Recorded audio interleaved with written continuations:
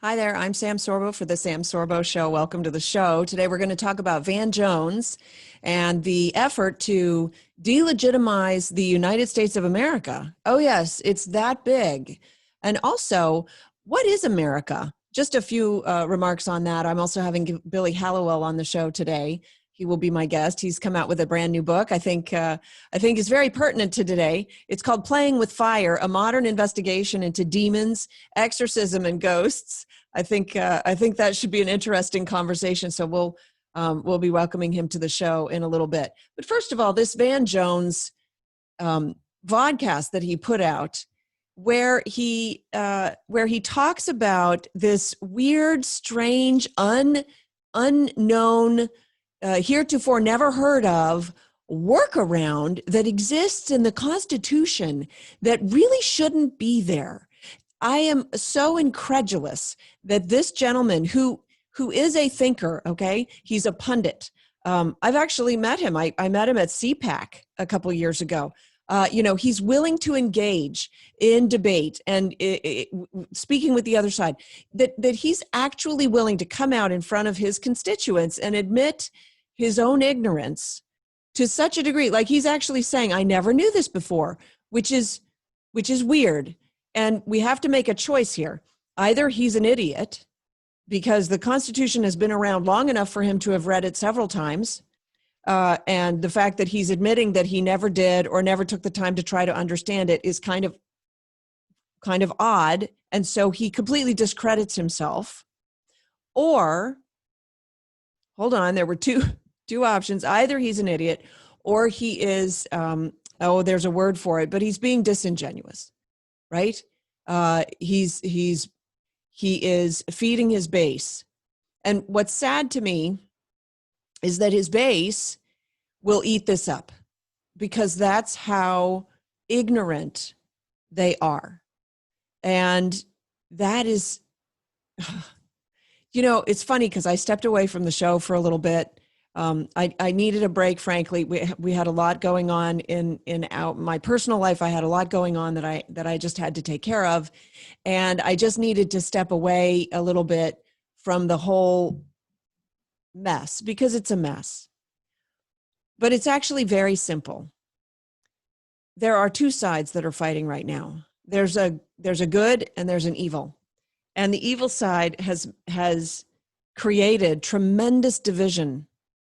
And of course, the evil side is saying, but it's the good guys. They're just being too good. Although, of course, they don't use the word good.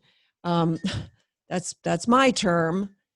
So Van Jones comes out and makes this statement, and he's really priming his audience for outrage. He's outraged to have discovered this thing, this loophole in the Constitution. He's calling it, I mean, it boggles the mind, honestly, but he's calling it a kind of a loophole, a workaround, I think was the term that he used. And he's priming his audience to be outraged when, under due process, under the Constitution that has been our founding document since the inception of the nation, that Donald Trump might win. Now, here's the thing. I'm for Donald Trump, okay, because I'm for the side of freedom. However, I'm also for Donald Trump because I don't like cheaters. I don't like people who cheat. And I would put to you that Van Jones, by doing this, that he's not ignorant, that he's cheating. And the reason I say that is because I see that the left doesn't mind cheating. Evil doesn't mind using evil means to win. Sorry, I'm going to have a sip of my tea. So I came back and I'm doing vodcasts instead of just the podcasts, so that we can see my guests as well as hear them. And this is all new for me. And I welcome your comments, by the way. Although, keep it nice, keep it civil at least. You don't have to approve of everything I say, but keep it civil. So Van Jones comes out and he does this, and he's priming the audience. They're being stoked. WAPO came out with an article today about how the president is circumventing the Constitution. Joe Biden is picking cabinet members, and it's being reported as if he is the president-elect. He's not. He is not until December when the final tally comes in, and maybe not even then. Van Jones says that the way that the process is supposed to work. Now, mind you, supposed to work only because typically that's the way it has worked in the past. Not supposed to work because that's the way it's written out that it works.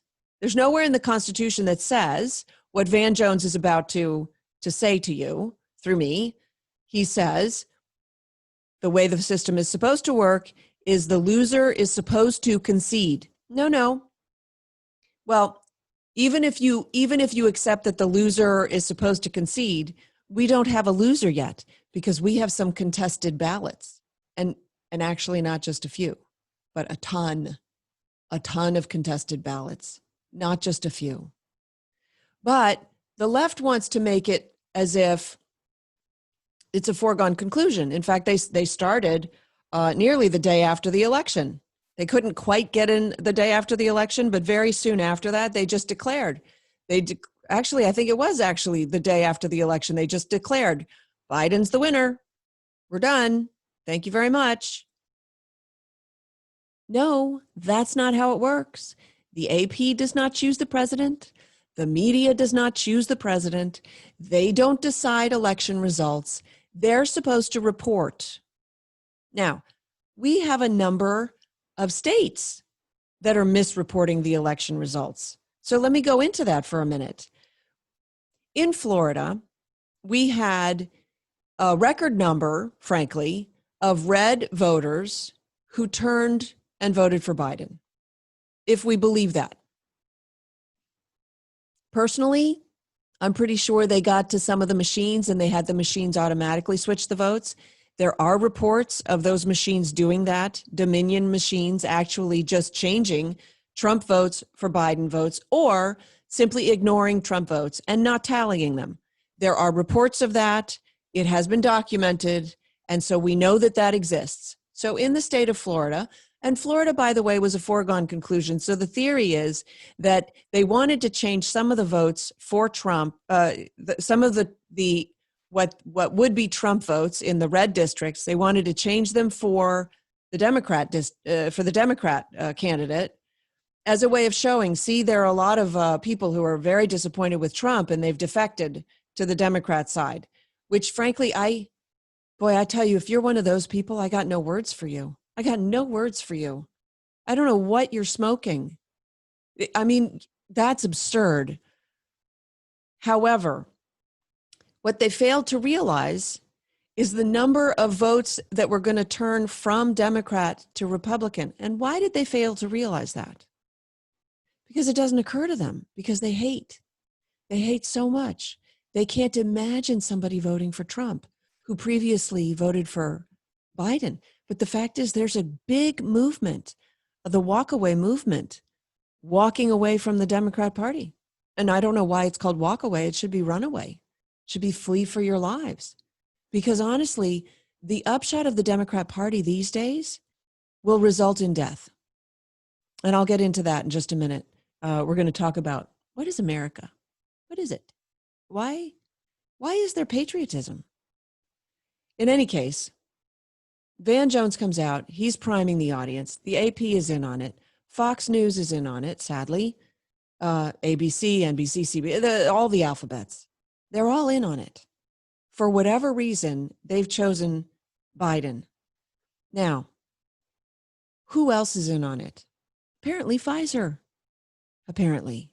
Because I don't know if you recall, but shortly before the election, Trump was saying, we're going to have an announcement about a vaccine. We're going to have an announcement about a vaccine.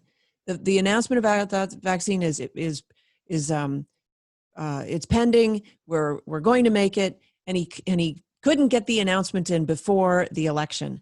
But poof, right after the election, the moment that Joe Biden was declared the winner by the AP, by the press, then Pfizer comes out.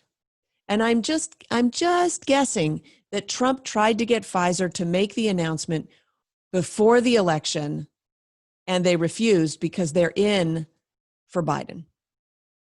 Then suddenly and I heard Fauci apparently yesterday said, well, we're done with COVID. Like, it's done now. Like, there's nothing more to think about with COVID because Biden's president. Somehow, there's a part of me that goes, man, if Biden were president, all of our problems would be solved. The problem with thinking that way is if Biden is president, then the radical left is in charge, because it's not like Biden has any backbone, and he's in with the CCP. And so there's just, folks, the only reason that there is such strife and discord and issues with the election, with all of this, the reason that we are here is China. It's all China.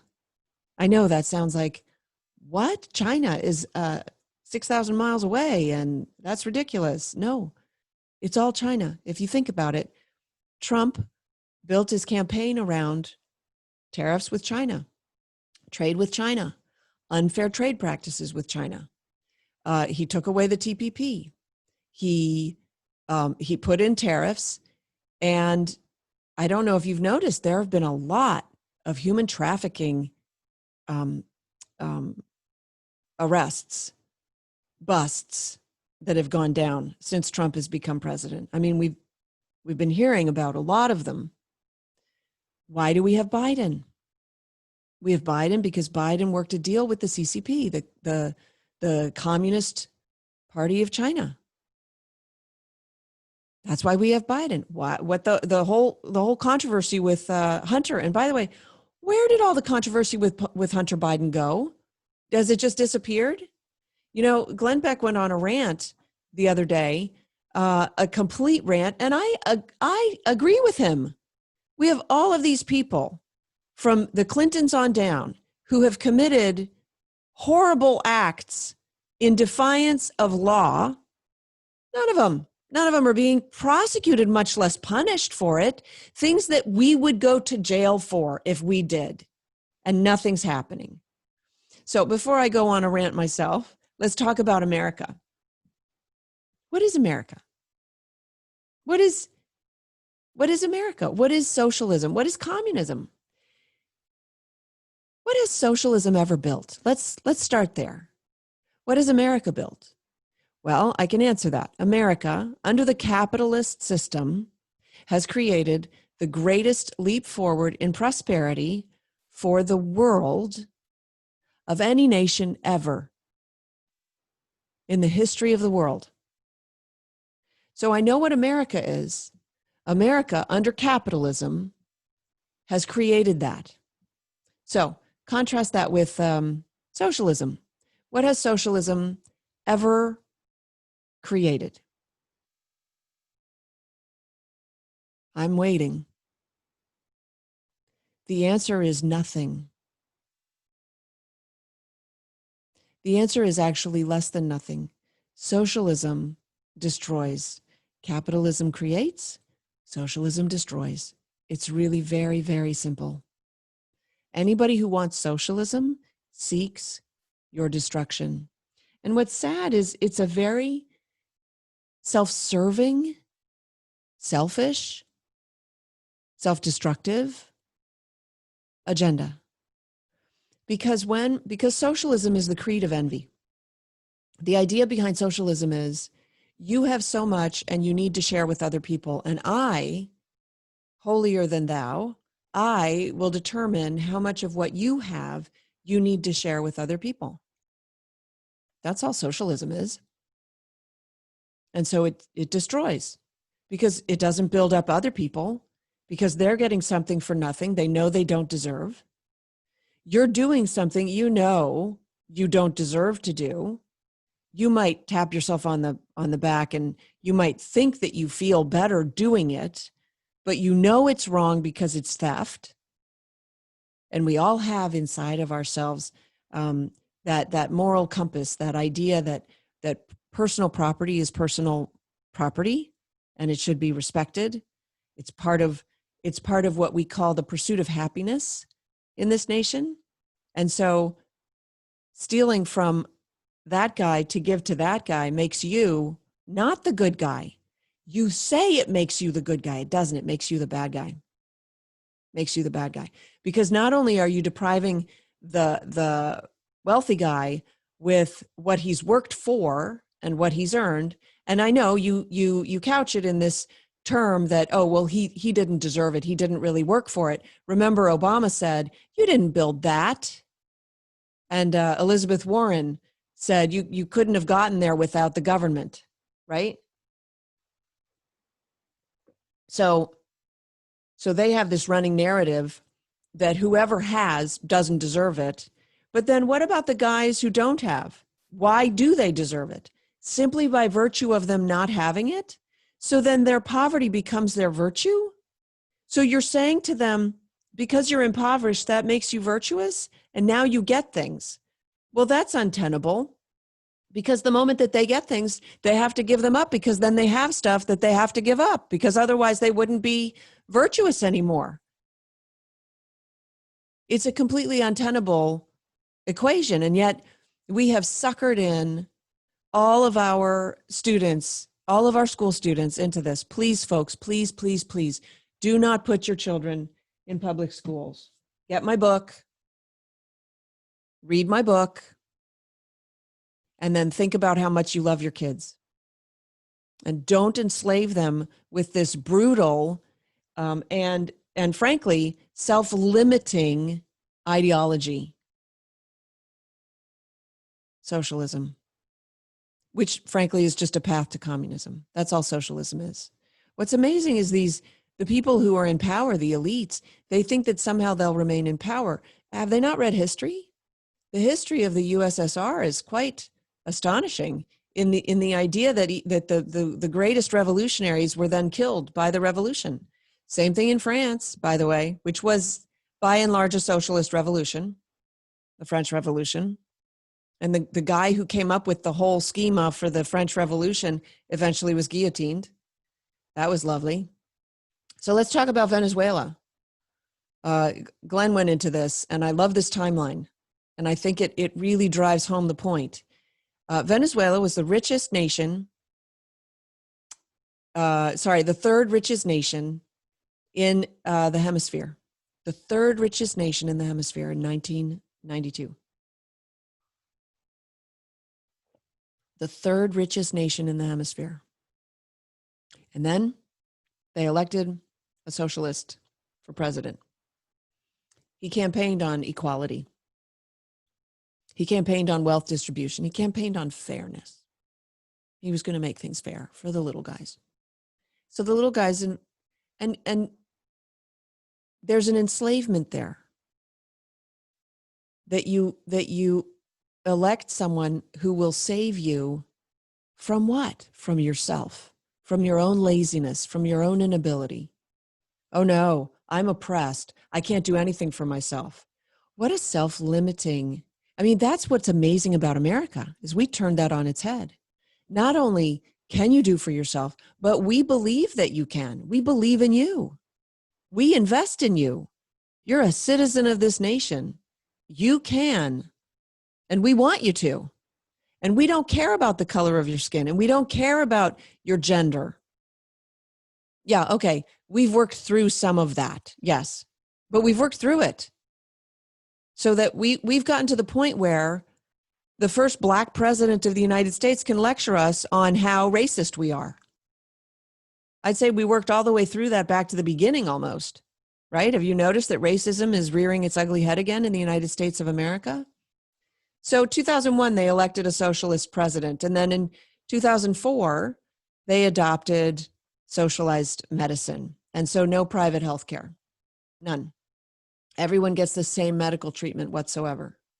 Isn't that weird? And then the people who could actually afford the medical treatment, they're paying through the nose because they have to go on the black market. And then in 2007, higher education became free. Well, why not? Why not everything for free? Why should you have to pay for anything? I mean, I think that's sort of the theory behind it all. And then in 2009, they outlawed gun ownership. No more guns. Boy, I hope, I can't wait to see them try that here. No more guns. I don't think that's going to go over very well. And in fact, I think that's what's preventing China from trying to actually just outright invade this nation. But they're doing a damn fine job of intellectual warfare in this country, because we're about to elect our Manchurian candidate. And Manchurian in the Chinese guise of the term. You know, in 2012, Bernie Sanders praised Venezuela and said what a fine job they were doing, going into full-on socialism with a dictatorship, I might add. Sanders loves that stuff. He likes the breadlines. He thinks the breadlines show the vivacity of the economy or something. He's such a fool. And people love him and they follow him. He's such an angry fool. And then in 2014, they started imprisoning all their opposition. They were doing it before, but in 2014, they really ramped it up. They wanted to make sure that there were no opposing views, which is something that people like Van Jones would love. Why? Why do people always seek to shut down any opposing views? The reason for that is because they have built their case on lies. And any opposing view might bring in the truth, and they can't withstand the truth. And then in 2016, we started to hear about their food shortages. No more toilet paper, but more importantly, no more food. They were running out of food. The stray dogs were getting slaughtered and eaten. And then in 2017, they just willy-nilly, they did away with elections and the Constitution in general. They just said, you know what, that's an outdated document. We don't need that. And in 2019, we started to hear the reports of citizens being murdered by their government, because that kind of government has no respect for human life, which is why I worked on this film called Leaders for Life. And you can go see it at leadersforlifefilm.com. And it makes the case that we have to start valuing life if we want to save this nation. Because you can't save a nation that doesn't value life, because a nation is made up of its citizens. And the socialist mantra does not value life. Socialism sees you as a cog in its wheel. And if you become irrelevant, if they decide that you're irrelevant, they just replace you with another cog. You're a number, you're a statistic. You're barely that. In fact, what we're seeing is statistics don't even matter.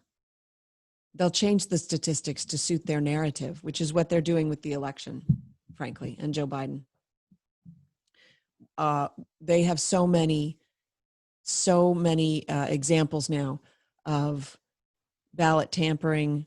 I've got the postal employee now. I don't know if you guys saw the interview with the postal employee and the postal IG coming down, and it was so nefarious the way that he couched the whole interview. Now, listen, we're just going to walk through this. This might sound insulting to you, and I'm sorry for that, but I'll apologize later. But I just want to, make sure that your story can't be destroyed after you leave this room. And so what he did was he attempted to destroy the story in the room and dissuade the postal employee from coming clean. And now the WAPO, the Washington Post, has come out with a story about him and how he's recanted his story. He has not recanted his story.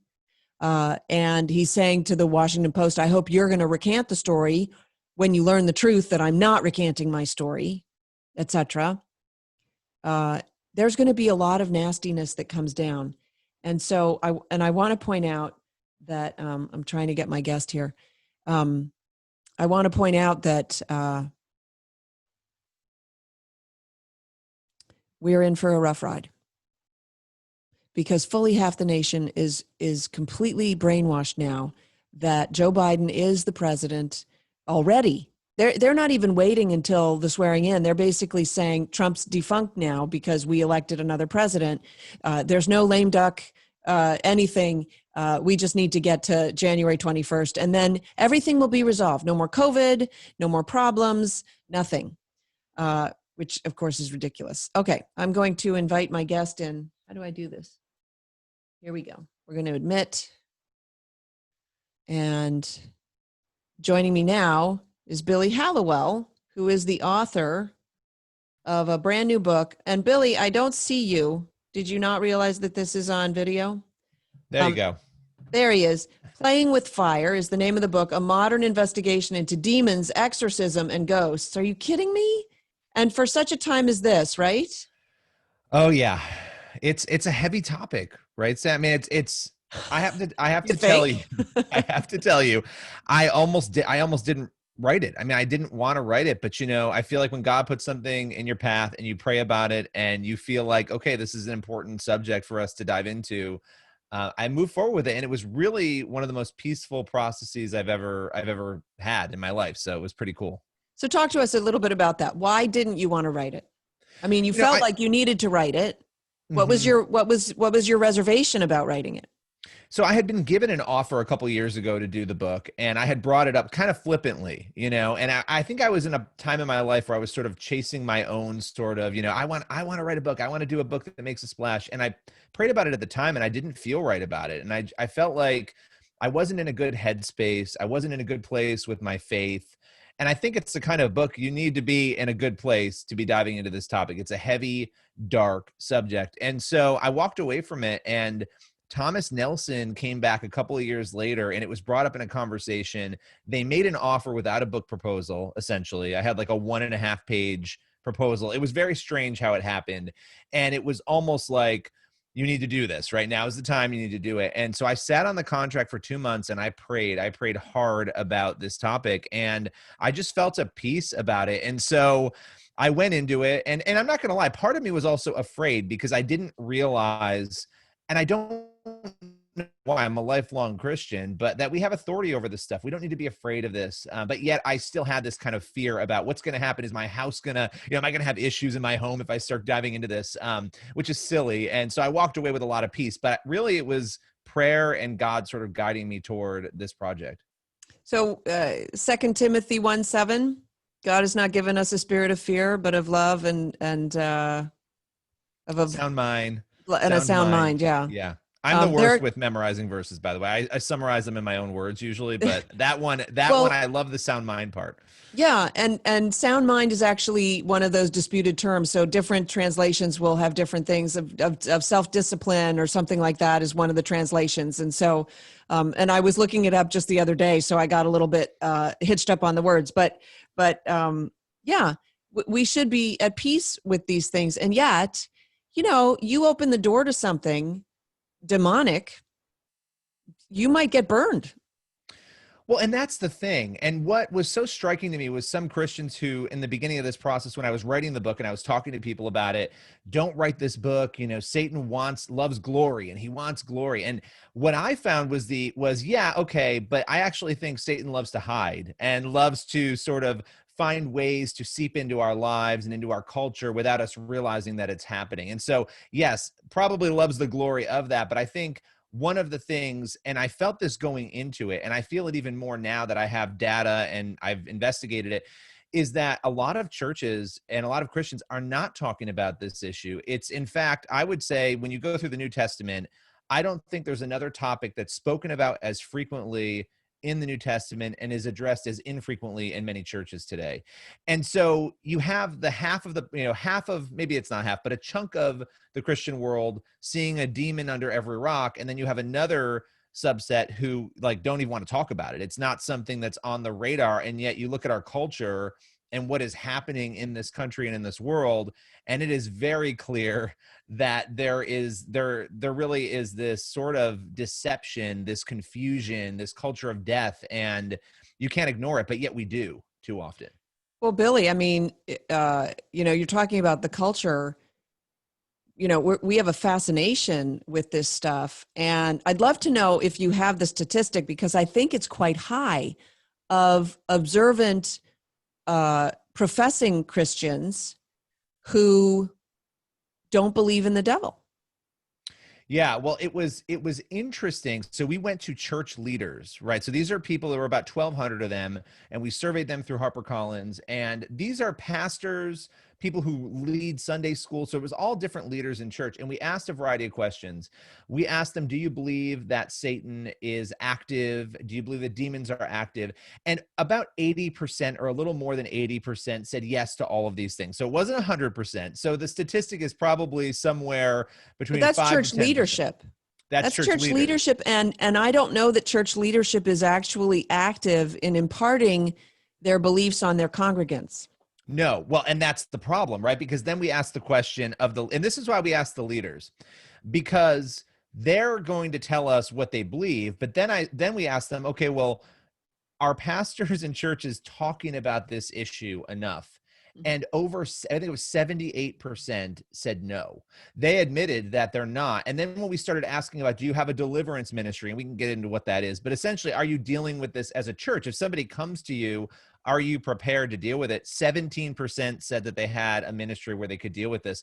And so what you actually have are a lot of people in our world today who are experiencing issues, and maybe it's not possession is very rare, but it's spiritual oppression of some sort. And they're going to churches to try to get help. And a lot of churches don't have help to offer them. And that is when people start looking to other denominations, or they start going other places where they can find that guidance, right? Right. So it was interesting to see that. But or they go to the Wiccan church. Well, they go to a place, right? Whoever's going to deal with it. The only ones who systematically deal with this, in terms of keeping numbers and statistics and information, are the Catholics. I mean, Right. The Catholic Church, the Catholic diocese. And so many people in the Protestant world will actually go to the Catholic Church because they're feeling desperate and they want somebody who's actually going to be able to tell them something, right? Well, I mean, people are looking for leadership, and I'm a fairly harsh critic of the Christian church and just the Christian church in general in the United States, because it seems to have failed the culture.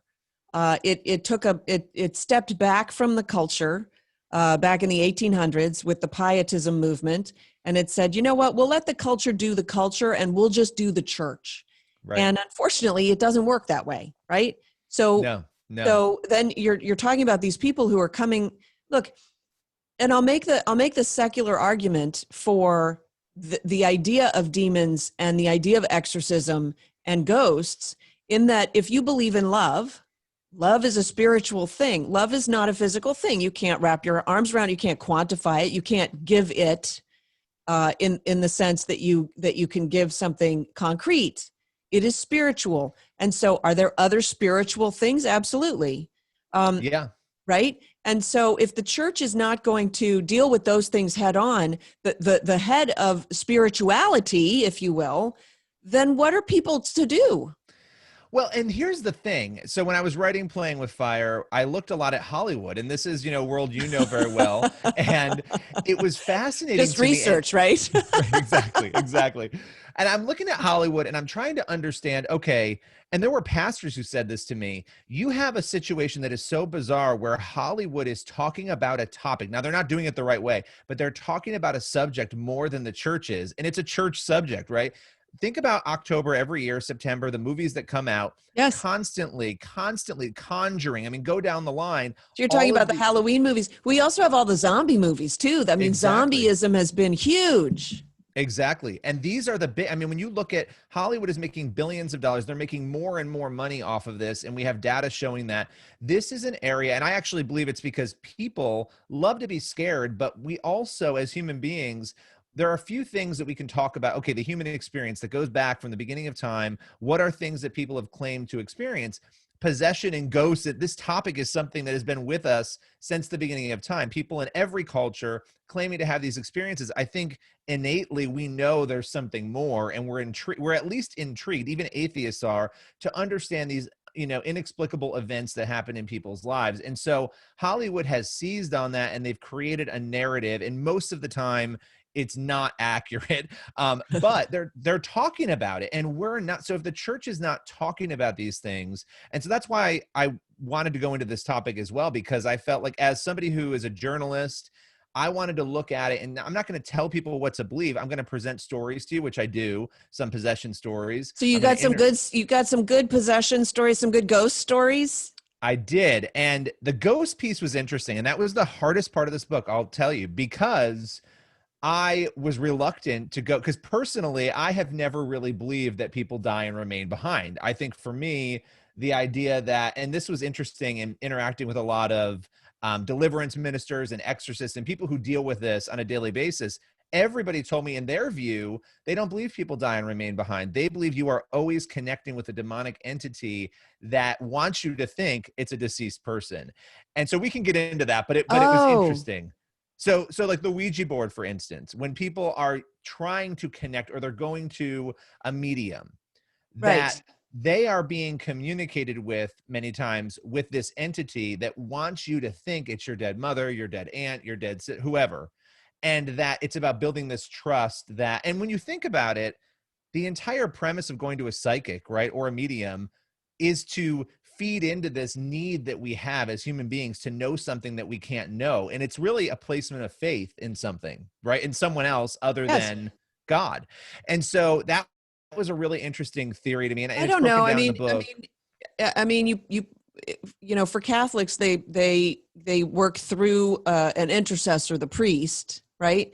So this is working through an intercessor, but at the same time, you could make that argument also, right? I'm just seeing sort of two sides of that coin. So, at the same time, you could make the argument that, whoa, you're not talking to the real thing. You're talking to an intercessor who you don't need to talk to, in a sense, right?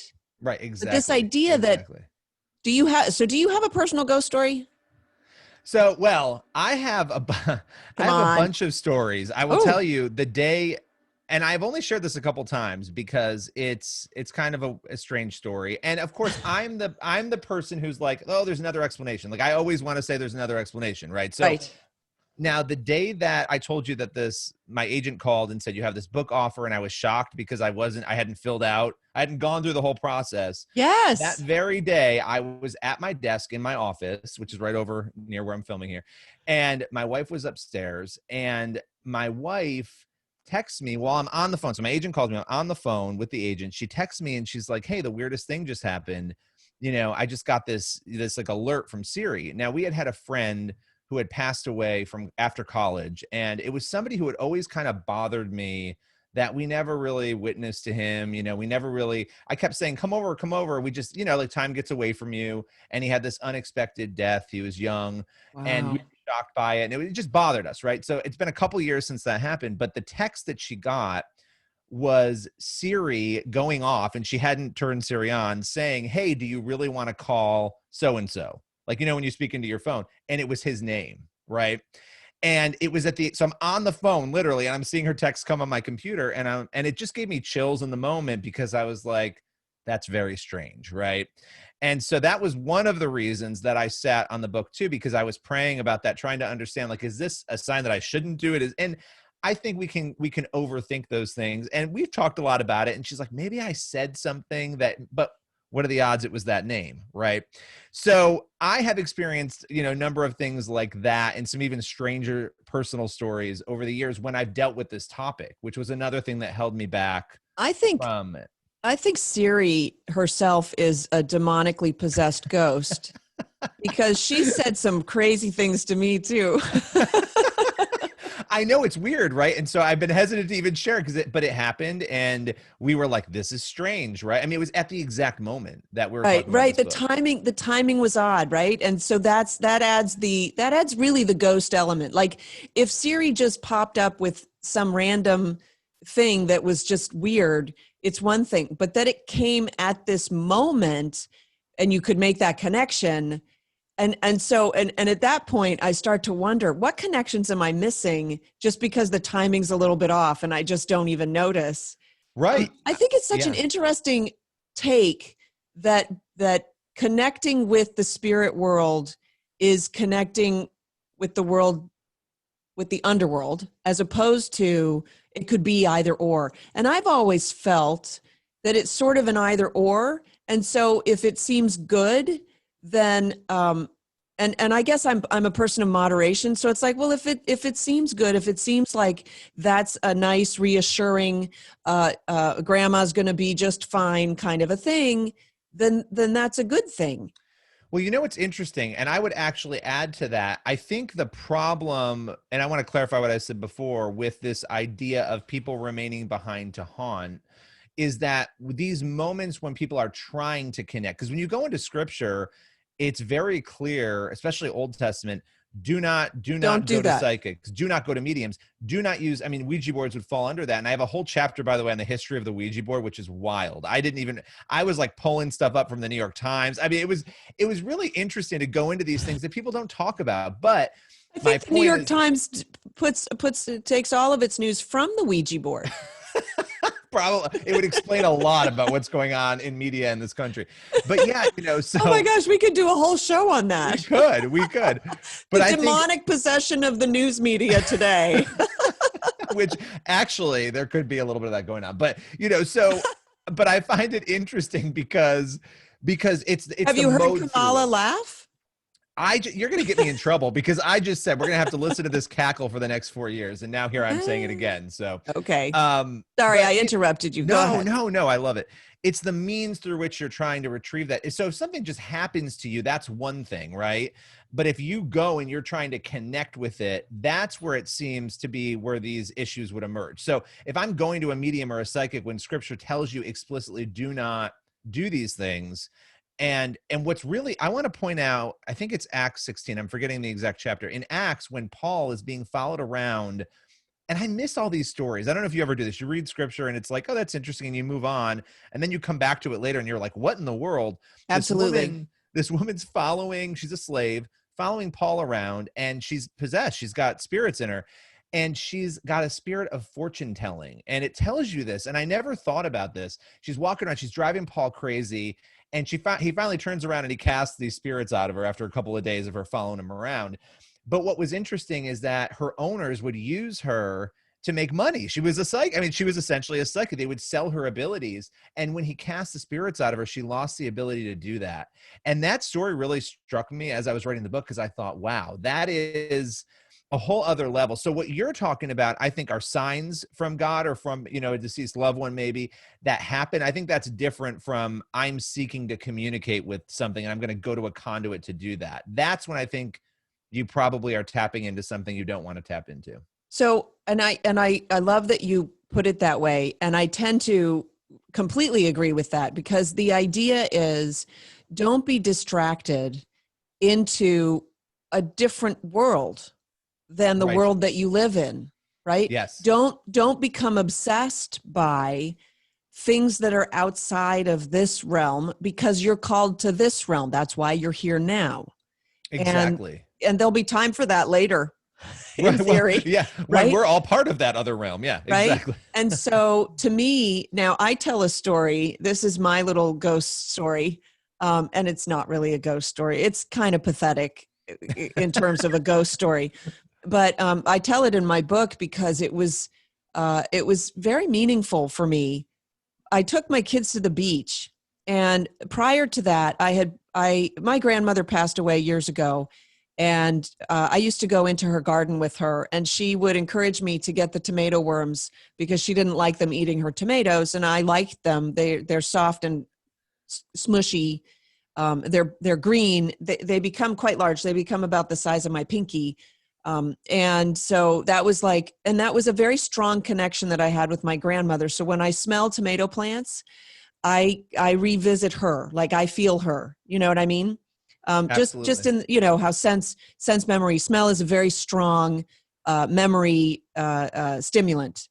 And so I had started homeschooling, and there was a homeschool mom who had brought tomato worms, and she was going to have them grow into moths. And I thought that was pretty cool. And I asked her for one because of my grandma. And I thought, okay, that's kind of cool. And of course she refused me. So the next day I happened to be right by a nursery. So I went into the nursery and I bought a tomato plant, thinking maybe the worms just spontaneously arrive on the plant. I don't know how they get the worms, right? And I brought the plant home and I watered it. And then the following week we went to the beach. And you know the beach in LA. You got ocean, you got 100 yards of beach or more of sand. Then there's a sidewalk, and then there's a huge parking lot and another maybe sidewalk, but then PCH, which is, cars going 100 miles an hour. And then you've got like the hills of the Palisades, right? While I was there, we were leaving. I took my daughter to the bathroom. On the way back from the bathroom, in the middle of the sidewalk was this little tiny thing. And I was like, what's that? And I bent down, and it was a tomato worm. Oh, wow. At the beach. That's wild. Crossing the sidewalk when I was taking my daughter back from the bathroom. What are the odds? So to me, I just took it. I don't care. Oh, yeah. It's a message to me. And I'm tearing up because it just was like a nice message, and I'll take it. You know what I mean? I think God gives us that, though. I think that is not at all in the realm of what we're talking about. Like, those are things that I think I've had those moments too, where God gives you something, it's him letting you know that person is okay, or letting you know that person, I had a friend who lost her mother. She had a very, very close relationship with her mother. She lost her mother, and maybe a week after or shortly after, her mother passed away, and it was prolonged illness. It was a very torturous time for this woman to lose her mother in that way and everything. She got like 57 phone calls from her mother. Oh, wow. And they just showed up as missed call, missed call, missed call, missed call. Wow. See, it's such an interesting subject. And I think for me, one of the things, and I want to drive this home in light of what we're talking about, because a lot of people are like, oh, you're trying to scare people with this book. Are you trying to? And Not by the way, all. let me just say, we're talking about Playing with Fire. I'm such a poor host. We're talking about Playing with Fire, a modern investigation into demons, exorcism, and ghosts with my good friend, Billy Hallowell.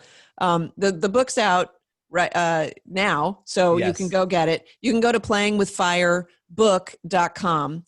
You titled it Playing with Fire, and so you're going to sort of refute that title a little bit right now, because you can play with fire and not get burned. And so tell us about that.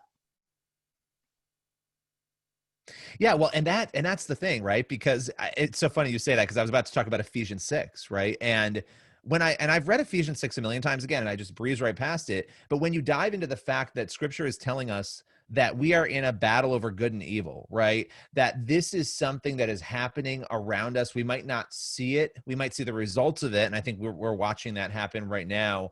But that this is what's going on. We get very consumed with the flesh battle, right? And it's okay to argue with people, disagree with ideas. That's all good. But the broader issue is that there's something going on that we're not seeing. And it talks about the armor of God, the shield of faith. Well, what is that? It's being a Christian. It's living a Christian lifestyle. It's waking up, reading Scripture, having a relationship with God, and in particular, a belief in Jesus that is authentic and real. That is what protects us. So when people get consumed with that fear, Ephesians 6 not only describes what's happening, but it gives us a solution to it. And so I feel like the church isn't talking about this. I think we need to.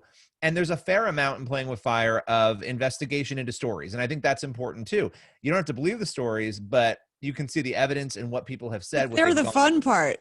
You got to read the stories. You got to read the stories, and there's a lot of scripture, obviously, too. But the stories, that was my favorite part. But I will tell you, some of these stories, they make you say, oh, my goodness. There's just some stories that are so convincing where you have so many people on the record saying they've seen these things, that how do you walk away denying it, right? And so I've heard from atheists, I've heard from a lot of people who actually are very intrigued. And I actually think this understanding of evil is really important, because it points us back to our need for good. But for some skeptics, it's also going to be the thing that convinces them that Jesus is real. And that's kind of wild, right? But looking at, oh my goodness, these things that have happened, well, that must mean there is another side, right? And what does that look like? So it can be a starting point for people, I think, too. I have a good friend who was I love telling this story. He was on his way home. He was a bad, bad dude. The guy is a power lifter, like he's stacked, tats everywhere. He was a bad dude. And he was on his way home, unbeknownst to him, there was an ambush waiting for him, but he got waylaid by the cops and arrested. And in the back of the police car, he had an epiphany, and he realized that what he had seen in his life was pure evil, that he had come face to face with evil.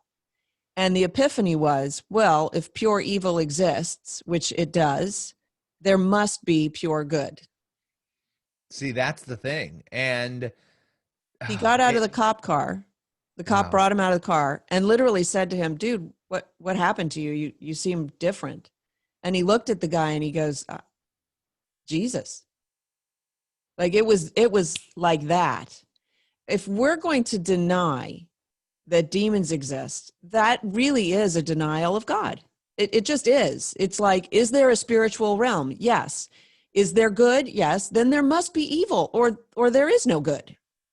Well, and look at what scripture tells. I mean, I had never looked at the attributes of Satan before. I pulled them out of the Bible, looked at them.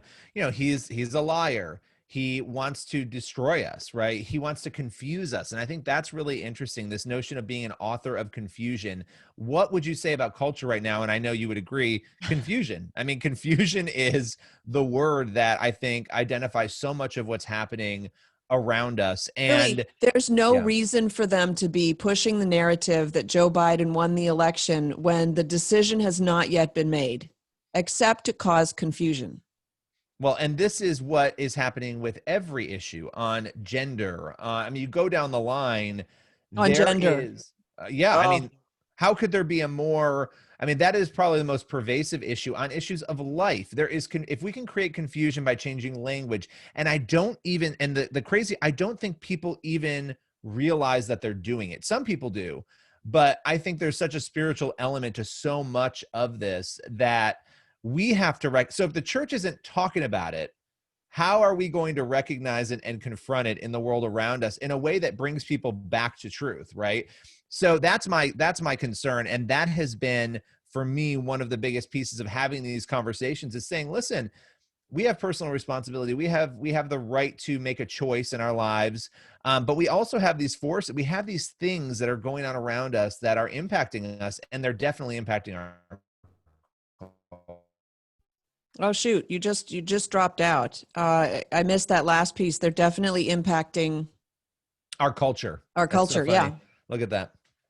Yeah. They demonic. are. And, yeah. Oh yeah. Well, and it's, you know, well, and that's the thing too. You want to be careful not to, we don't want to assume everything is demonic either. Right. And I think, so I go into a lot of the mental health issues too in our country. And I mean, look at what's happening. We've got suicide is through the roof. Opioid addiction is through the roof. There is a lot. Chaos. It's chaos that is happening right now. And I think we've got to stand up as a church and actually communicate these issues and talk to people about them. And I think people are really receptive, even on these strange issues that are hard to talk about. I think they are. They want to know inherently. So the book is called Playing with Fire. You go to playingwithfirebook.com. And I'm just going to ask some of these questions. Where evil originates, it talks about that, what the Bible says about evil. Are there really credible cases of possession and exorcism? I want you to address that before I let you go. Are demons real and active today? We kind of covered that. If they do indeed exist, what are they? Can demons inhabit human beings? If they exist, what can be done to stop them? But most importantly, lots of good ghost stories in the book. And it's funny because I'm not really a ghost story person, but I do like the stories that bring the spirit world in not like a scary way, like a tingling way. In a healing way too. Like yeah, these people found healing in these stories, right? Right. So yeah. Are there really credible cases of possession and exorcism, let's say outside the Catholic Church? Let's say that. I would say yes. I think they're rare, but they happen. And there are a couple of cases in particular that I cover in the book that you are free to not believe them, but I interacted. I kept looking for, okay, I'm going to talk to this person and they're going to tell me that there's some hole in this story, right? Like they're going to tell me that this person was crazy. And I didn't encounter that. I encountered people backing these stories up, and these people didn't have anything to gain by backing them up. And in fact, some of them left their jobs. Some of them were so affected by what they saw. So there are credible cases. And in fact, there are psychologists and psychiatrists in this world today who are realizing that there is much more than just the mind that they are contending with. And so I think we have to be careful, again, not to assume it's all, not to over spiritualize everything, but yes, there are credible cases. Yeah. And did you set up some kind of email place where people can email you their ghost stories? Come on. So yes, actually I have. If you go to billyhallowell.com and use the contact form, and I'm actually going to be, so funny you say, I'm going to be pushing people to do that because I want to hear from people. I want to hear what they've experienced. A lot of people have been reaching out to me and they've been telling me, I'm having this happen in my house and I don't know where to go. When I'm the person who wrote about it. I'm not the expert, but I've been trying to connect people to get help, right? Because that's the thing. So I want to hear stories from people. And if you've never shared your story, feel free to share it. I'm not going to share it with anybody else unless you want me to, but I think all of us have something to share on this. So head over to billyhallowell.com and contact me. Yeah, and I'm looking forward to a sequel also. So go to playingwithfirebook.com or billyhallowell.com for more information. And Billy Hallowell, thank you so much for coming on the program. I'm going to sign off now too. So thank you so much for joining me. This has been the Sam Sorbo Show. I'll see you back here next time. Take care. Thank you. Hold on.